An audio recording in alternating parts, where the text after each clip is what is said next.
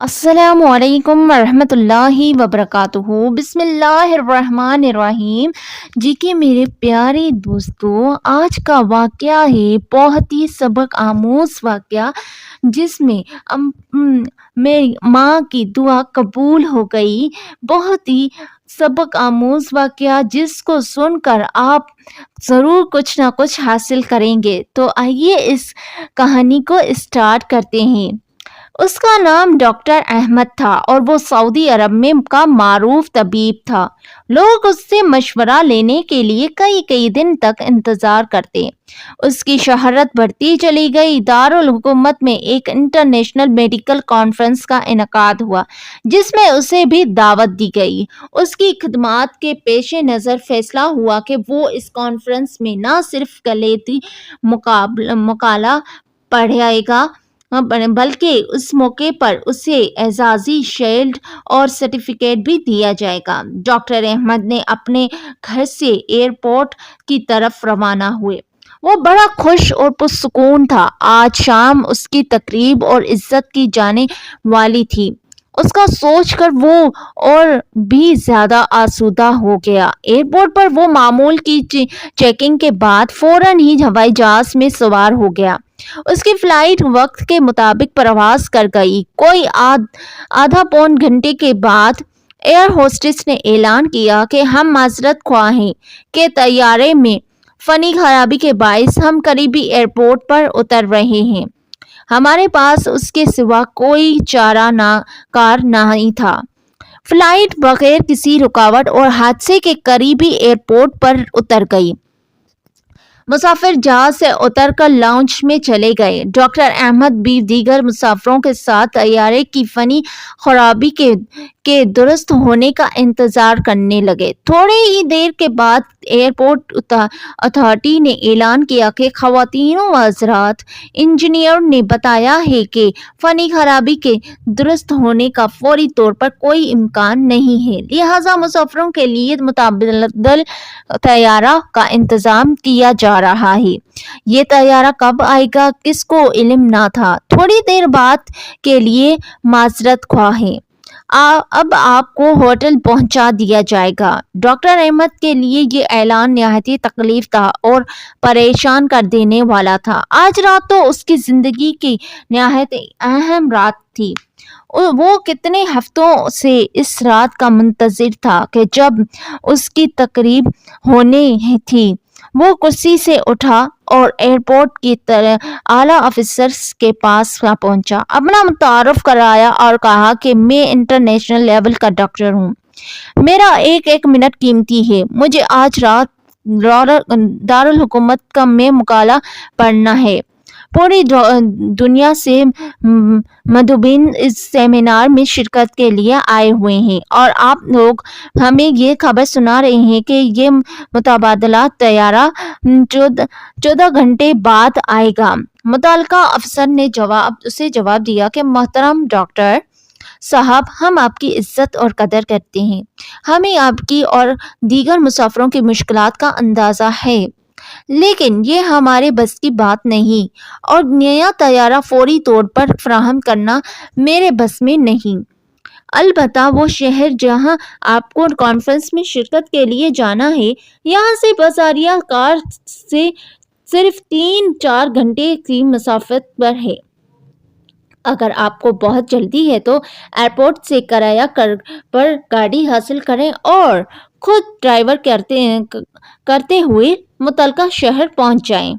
Doctor Ahmad لمبی driving کرنا پسند نہ کرتا تھا، مگر اب یہ مجبوری تھی۔ اس کے پاس کوئی متبادل راستہ تھا ہی نہیں، تو اس نے متعلقہ افسر کے مشورے کو پسند کیا اور ایئرپورٹ سے کار کرایہ پر لے کر متعلقہ شہر کی جانب روانہ ہو گیا۔ ابھی کچھ ہی فاصلہ طے کیا تھا کہ اچانک موسم خراب ہونا شروع ہو گیا۔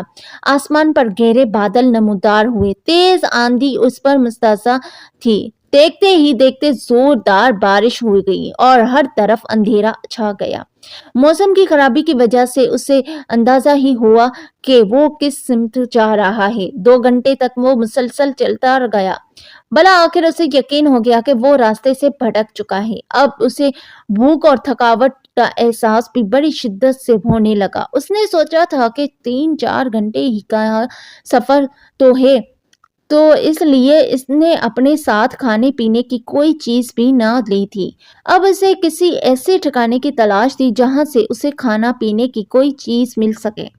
وقت تیزی سے گزرتا رہا تھا، چاروں طرف رات کا اندھیرا بھی تھا چکا تھا۔ ایک چھوٹے سے گاؤں کے پاس سے گزرتے ہوئے اس نے غیر شعوری طور پر اپنی گاڑی ایک چھوٹے سے گھر کے سامنے روک دی۔ اس کے ہاتھ گھر کے دروازے پر دستک دے رہا تھا جب اندر سے ایک بوڑھی عورت کے نحیف و ناتواں آواز کے کانوں میں پڑی، جو کہہ رہی تھی، جو بھی ہو اندر آ جاؤ، دروازہ کھلا ہے۔ ڈاکٹر احمد گھر میں داخل ہوا تو دیکھا کہ ایک بوڑھی عورت متحرک کرسی پر بیٹھی ہے۔ اس نے خاتون سے کہا کہ اماں، میرے موبائل کی بیٹری ختم ہو چکی ہے، کیا میں اپنا موبائل چارج کر سکتا ہوں؟ بوڑھی عورت مسکرا کر کہنے لگی، میرے بیٹے، کون سے فون کی بات کر رہے ہو؟ تمہیں معلوم نہیں اس وقت تم کہاں ہو؟ ہمارے ہاں تو نہ تو بجلی ہے اور نہ ہی ٹیلی فون۔ یہ تو ایک چھوٹا سا گاؤں ہے جہاں شہری سہولتوں کا کوئی تصور نہیں ہے۔ پھر اس نے مزید کہا، میرے بیٹے، وہ سامنے میز پر چائے اور کھانا رکھا ہے، لگتا ہے کہ تم بھوکے اور پیاسے ہو، راستہ بھٹک گئے ہو، تم پہلے کھانا کھا لو، پھر بات کریں گے۔ لگتا ہے تم خاصا طویل فاصلے کر کے آئے ہو۔ ڈاکٹر احمد نے اس بوڑھی عورت خاتون کا شکریہ ادا کیا اور کھانے پر ٹوٹ پڑا۔ سفر کی تھکاوٹ سے اسے شدید بھوک لگ رہی تھی۔ اچانک خاتون کی کرسی کے ساتھ والی چارپائی پر حرکت ہوئی اور ایک معصوم نے رونا شروع کر دیا۔ خاتون نے اس بچے کو تھپک کر سلایا اور اسے دعائیں دینا شروع کی۔ وہ اس بچے کی صحت اور سلامتی کے لیے لمبی لمبی دعائیں کر رہی تھی۔ ڈاکٹر احمد کھانا کھایا اور بوڑھی اماں سے کہنے لگا، اماں جان، آپ نے اپنے اخلاق، کرم اور میزبانی سے میرا دل جیت لیا ہے۔ آپ لمبی لمبی دعائیں مانگ رہی ہیں، امید ہے کہ اللہ تعالیٰ آپ کی دعائیں ضرور قبول کرے گا۔ میرے بیٹے، وہ بوڑھی گویا ہوئی، میرے اللہ نے میری تمام دعائیں سنی اور قبول بھی کی ہیں۔ ہاں، بس ایک دعا باقی ہے جو میرے ضعف ایمان کی وجہ سے پوری نہیں ہوئی۔ تم تو مسافر ہو، دعا کرو کہ وہ بھی قبول ہو جائے۔ ڈاکٹر احمد نے کہا، اماں جان، وہ کون سی دعا ہے جو قبول نہیں ہوئی؟ آپ مجھے اپنا کام بتائیں، میں آپ کے بیٹے کی طرح ہوں، اللہ نے چاہا تو میں اسے ضرور کروں گا، آپ کی جو مدد میرے بس میں ہوگی ضرور کروں گا۔ خاتون کہنے لگی، میرے عزیز بیٹے، وہ دعا اور خواہش میرے اپنے لیے نہیں بلکہ اس یتیم بچے کے لیے ہے جو میرا پوتا ہے۔ اس کے ماں باپ کچھ عرصہ پہلے فوت ہو چکے ہیں۔ اسے ہڈیوں کی ایک بیماری ہے جس کی وجہ سے چلنے پھرنے سے معذور ہے۔ میں نے قریبی حکیموں اور معمانوں سے اس کے بڑے علاج کرائے ہیں، مگر تمام اطباء اس کے علاج سے عاجز آ گئے ہیں۔ لوگوں نے مشورہ دیا کہ اس ملک میں ایک ہی ڈاکٹر ہے جو اس ہڈیوں کے علاج کا ماہر ہے، اس کی شہرت دور دور تک ہے، وہ بڑا مانا ہوا سرجن ہے، وہی اس کا علاج کر سکتا ہے، مگر وہ تو یہاں سے بہت دور رہتا ہے، پھر سنا ہے بہت مہنگا بھی ہے، اس تک پہنچنا کوئی آسان کام تو نہیں ہے۔ تو میری حالت تو دیکھ رہے ہو، میں بوڑھی جان ہوں، کسی وقت بھی بلاوا آ سکتا ہے، مجھے ڈر ہے کہ میرے بعد اس بچے کی نگہداشت کرنے والا کوئی نہیں ہوگا۔ میں ہر وقت اللہ تعالیٰ سے دعا کرتی ہوں کہ وہ کوئی سبب پیدا کر دے کہ اس بچے کا اس ڈاکٹر سے علاج ہو سکے۔ این ممکن ہے کہ اس یتیم بچے کو شفا اسی ڈاکٹر کے ہاتھوں مل جائے۔ ڈاکٹر احمد اپنے جذبات پر قابو نہ رکھ سکا، اس نے رندی ہوئی آواز میں کہا، اماں جان، میرا طیارہ خراب ہوا، راستے میں اترنا پڑا، کار کرائے پر لی، خوب طوفان آیا، آندھی اور بارش آئی، راستہ بھول گیا، اللہ تعالیٰ نے مجھے آپ کے گھر زبردستی بھجوا دیا۔ اماں، آپ کی آخری دعا بھی قبول ہو چکی ہے، اللہ رب العزت نے ایسے اسباب مہیا کر دیے ہیں کہ وہ ہڈیوں کا بڑا ڈاکٹر خود چل کر آپ کے گھر آ گیا ہے۔ اب میں آپ کے پوتے کا علاج کروں گا۔ جب اللہ تعالیٰ اپنے کسی بندے کی سنتا ہے تو پھر اس کو پورا کرنے کے لیے اسباب بھی خود ہی مہیا فراہم کرتا ہے۔ کائنات کی ساری مخلوق چاہے وہ جاندار ہو یا بے جان، اللہ کی حکم اور اس کی مشیت کی پابند ہے۔ اس واقعے میں آپ دیکھ سکتے ہیں کہ کس طرح اللہ تعالیٰ نے زمین و آسمان کی مختلف قوتوں کو کام میں لا کر بوڑھی اماں کی دعا کو پورا کرنے میں لگا دیا۔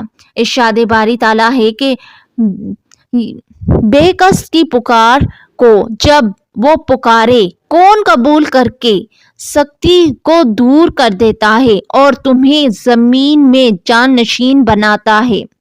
کیا اللہ تعالیٰ کے ساتھ کوئی اور بھی معبود ہے؟ تم بہت کم نصیحت و عبرت حاصل کرتے ہو۔ تم بہت کم نصیحت اور